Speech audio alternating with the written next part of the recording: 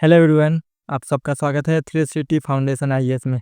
आज का हमारा वीडियो का टॉपिक जो है वो are you ready to IAS become a IAS. ठीक है, क्या आप आईएएस बनने के लिए तैयार हैं? क्या क्या क्वालिटी आईएएस बनने से पहले आपका पास होना चाहिए? प्री का एग्जाम देने से पहले क्या क्या क्वालिटी होना चाहिए?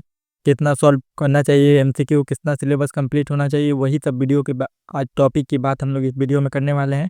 ठीक है, तो वीडियो में ज़्यादा टाइम मैं लेना नहीं चाहूँगा, 5 मिनट तक बने रहिएगा। 5 मिनट में वो सब चीज़ें बताऊँगा जो टॉपर आपको बताते हैं कि ये चीज़ें फॉलो कीजिए। ठीक है, देखिए यूपीएससी का एग्ज़ाम जो है वो इंडिया का टफेस्ट एग्ज़ाम है। यूपीएससी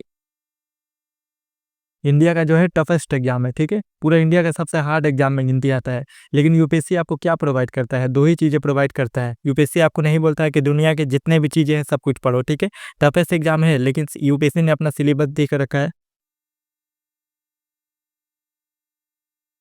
अपना सिलेबस प्रोवाइड करके रखा है। ठीक है, सिलेबस दिया है। ठीक है, सिलेबस में आपको क्या बताता है कि क्या पढ़ना है? ठीक है, सिलेबस में आपको बताता है बाउंड्री, बाउंड्री दिखाता है कि ये बाउंड्री है, ये चीज़ आपको पढ़ना है। ठीक है, जैसे कि एग्जाम्पल के तौर पर पॉलिटी हो गया, इकोनॉमी हो गया, हिस्ट्री हो गया, जियोग्राफी हो गया, इन्वायरमेंट हो गया, साइंस एंड टेक्नोलॉजी, जितना भी सिलेबस में कम चैप्टर मेंशन है वो चीज़ें हो गया। ये आपको बाउंड्री दिखा कर दिया, ये चीज़ें पढ़ना है। ठीक है, ये चीज़ें पढ़ना है आपको, और कौन कौन चीज़ें नहीं पढ़ना है ये भी सिलेबस बता देता है आपको। जैसे कि केमिस्ट्री हो गया, बायोलॉजी हो गया, ठीक है, मैथ हो गया, ये सब चीज़ें आपको नहीं पढ़ना है। ये सी सेट के लिए थोड़ा सा चाहिए 10 लेवल का मैथ। ठीक है, उसके बाद देखिए और क्या हो गया, फिजिक्स हो गया। ठीक है, फिजिक्स वगैरह हो गया, बायोलॉजी हो गया, ये सब चीज़ें आपको नहीं पढ़ना है। ठीक है, कॉलेज में जो स्कूल में बाकी दूसरे कोर्स में पढ़ते हैं लोग वगैरह, ये सब चीज़ें आपको नहीं पढ़ना है। ये यूपीएससी सिलेबस में बता देता है। और एक चीज़ यूपीएससी प्रोवाइड करता है वो है पीवाईक्यू। ठीक है, पीवाईक्यू क्या बताता है? देखिए पीवाईक्यू आपको बताता है type of question,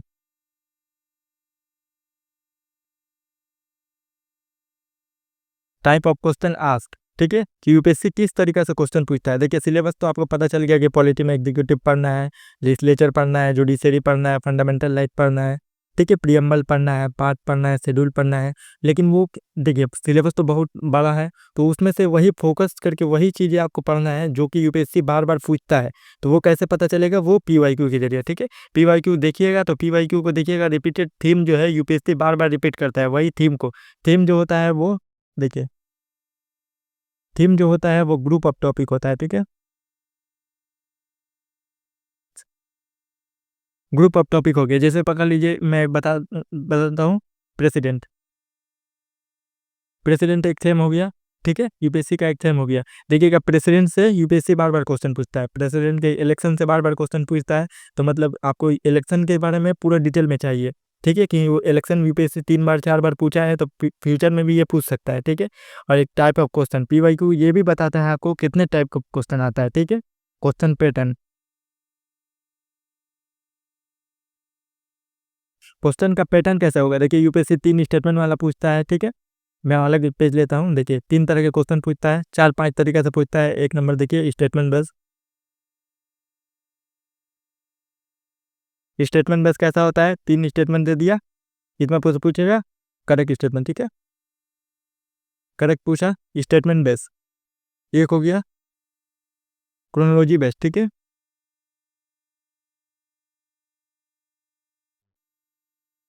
chronology base मतलब नीचे से ऊपर की या ऊपर से नीचे, नॉर्थ से साउथ। ठीक है, नॉर्थ से साउथ। देखिए इंडिया का लोकेशन है ये इंडिया का लोकेशन है। यहाँ पे नेशनल पार्क है ऊपर में, यहाँ पे नेशनल पार्क है। 4 5 नाम दे देगा, पूछेगा नॉर्थ से साउथ तक। ठीक है, ये हो गया क्रोनोलॉजी वाला।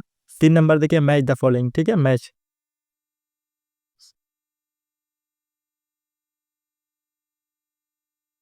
मैच के बेस पे। ठीक है, यहाँ पे एक नाम दिए, यहाँ पे एक नाम दिए, यहाँ पे नाम दे दिए, यहाँ पे स्टेट पूछ दिया। ठीक है, यहाँ पे कोई चीज़ का नाम दे दिया, डांस वगैरह नाम दे दिया। ठीक है, national park, biosphere reserve, place का नाम दे दिया और पूछेगा which of the following is correct. ठीक है, करेक्ट हो गया। इस तरीके से क्वेश्चन पूछता है। ठीक है, और एक पूछता है 4 नंबर डायरेक्ट क्वेश्चन। ठीक है,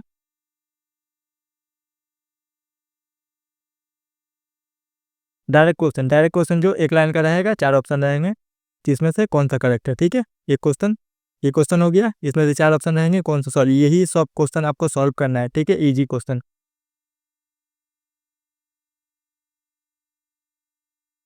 इजी और मॉडरेट क्वेश्चन सिर्फ सॉल्व करना है, क्योंकि देखिए यूपीएससी टफेस्ट एग्जाम है, तो ऐसा क्वेश्चन भी यूपीएससी कुछ क्वेश्चन देता है जो किसी टॉपर से या कोई से भी क्वेश्चन सॉल्व होने वाला नहीं है।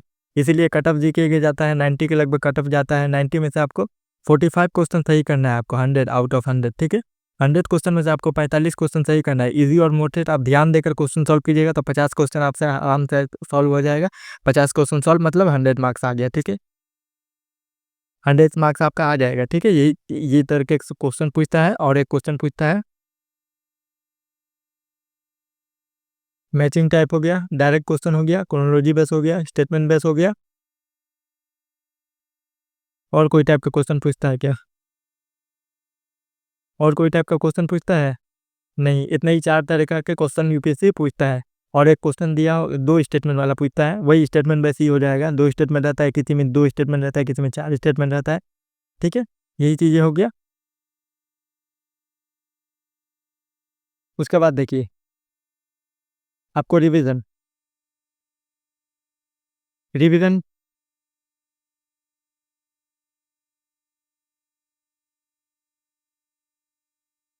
According to you. ठीक है, आपके मुताबिक रिवीजन की जरूरत है। आपने कभी वो चैप्टर नहीं पढ़ा है तो आपको बहुत ज़्यादा रिवीजन की जरूरत पड़ती है। रिवीजन कैसा होना चाहिए? कोई भी टॉपर का फिजिक्स सुनिएगा, मैंने यूपीएससी के फील्ड में आज से नहीं हूँ, 5 साल से हूँ। ठीक है, मेरा 5 साल का एक्सपीरियंस है कि उसी के बेस पे मैं बोल रहा हूँ कि रिवीजन आपको इतना चाहिए कि पेज जब ये फर्स्ट पेज है, ये सेकंड पेज है, फर्स्ट पेज पढ़ रहे हैं ना, सेकंड पेज चेंज करिएगा तो आपको पता होना चाहिए कि सेकंड पेज में लिखा हुआ क्या है। ठीक है, रिवीजन ऐसा चाहिए कि पॉलिटी कम से कम तो 1 दिन में। ठीक है,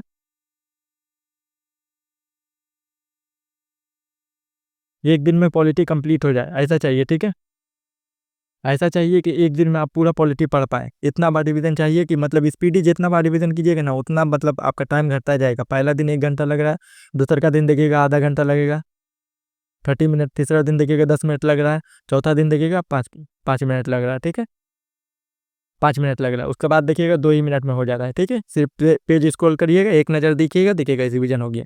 ठीक है, ये स्ट्रेटेजी फॉलो कीजिएगा। और एमसीक्यू सबसे अच्छा, सबसे बेस्ट एमसीक्यू। एमसीक्यू कोई भी कोचिंग सेंटर का टेस्ट सीरीज या सॉल्व कीजिएगा तो वहाँ पे एमसीक्यू आपको मिल जाएगा। वहाँ पे एमसीक्यू वो लोग इसी टाइप से बनाते हैं कि यूपीएससी जिस तरीके से क्वेश्चन पूछता है, देखिए मैंने आपको एग्जाम क्वेश्चन का पैटर्न बताया है, जैसा तरीके से क्वेश्चन पूछा जाता है वैसे ही टाइप का क्वेश्चन बनता है। इसीलिए कोई भी चैप्टर वाइज पढ़िए, उसके बाद चैप्टर वाइज जाके आप उसका एमसीक्यू सॉल्व कीजिए। ठीक है, प्री और मेंस दोनों का एमसीक्यू आपको कहाँ से मिलेगा? एम रूनाल। ठीक है,